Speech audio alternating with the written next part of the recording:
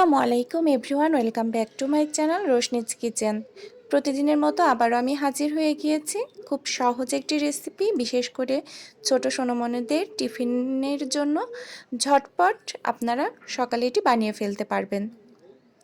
প্রথমে এখানে আমি নিয়ে নিচ্ছি একটি বাটি, আর এই বাটির মধ্যে দিয়ে দিচ্ছি একটি ডিম। আপনারা চাইলে এখানে 2টা ডিমও ইউজ করতে পারেন। দিয়ে দেব এখানে ভ্যানিলা এসেন্স, এটা আমি দিয়ে দিচ্ছি 1 চামচ। আর এই ভ্যানিলা এসেন্স দেওয়ার ফলে ডিমের গন্ধটা দূর হয়ে যাবে। দিয়ে দিচ্ছি বেকিং পাউডার 1 চামচ, সামান্য পরিমাণ লবণ, এখানে আমি 1 চিমটি মতো লবণ দিয়ে দিচ্ছি। দিয়ে দিচ্ছি 1/2 কাপ মতো চিনি। এবার সব উপকরণগুলো একসঙ্গে ভালোভাবে মিক্সড করে নেব।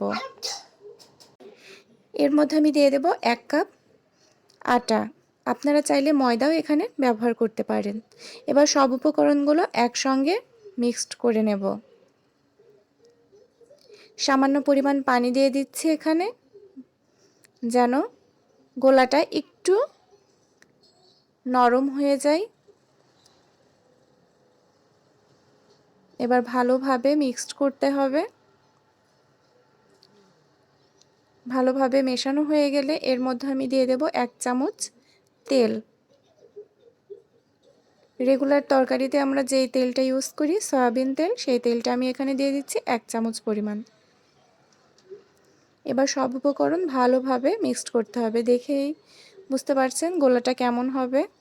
এবার আমি এখানে গ্যাসটা অন করে দিয়েছি, প্যানটা বসিয়ে দিয়েছি, আর সয়াবিন তেলটাই একটু ব্রাশ করে দিয়েছি। সামান্য পরিমাণ তেল দিতে হবে। দিয়ে যখন প্যানটা গরম হয়ে আসবে তখন আমি গোলাটা এই যে চামচের সাহায্যে দিয়ে দিচ্ছি। এবার আমি ঢাকনাটা দিয়ে দেব। 1 মিনিটের জন্য ঢাকনাটা দিয়ে দিচ্ছি। যখন এক সাইড ভালোভাবে হয়ে যাবে তখন আমি অপর সাইডটা এভাবে উল্টিয়ে নেব। দেখে বুঝতে পারছেন খুব সহজে এটি বানিয়ে ফেলতে পারবেন সোনামণিদের টিফিনের জন্য সকালে, আর বাচ্চারাও এটি অনেক পছন্দ করবে। খুব সহজেই এই প্যানকেকটা আপনারা বানিয়ে ফেলতে পারবেন। আমি বাকিগুলো একইভাবে বানিয়ে নেব। আমি বাকিগুলো একইভাবে বানিয়ে নিয়েছি, আর কতটা ফুলে উঠেছে দেখতেই পাচ্ছেন।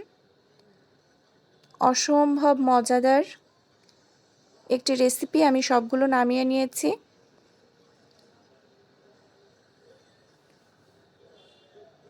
অসম্ভব মজাদার একটি রেসিপি।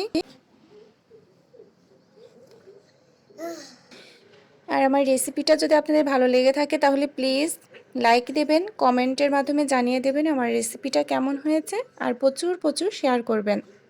পাশে থাকা বেল আইকনে ক্লিক করলে প্রতিদিনের আপডেট আপনাদের কাছে পৌঁছে যাবে। আবারও চলে আসব নতুন কোনো রেসিপি নিয়ে। আপনারা সুস্থ থাকবেন, ভালো থাকবেন, আমাদের জন্য প্রচুর প্রচুর দোয়া করবেন। আল্লাহ হাফেজ।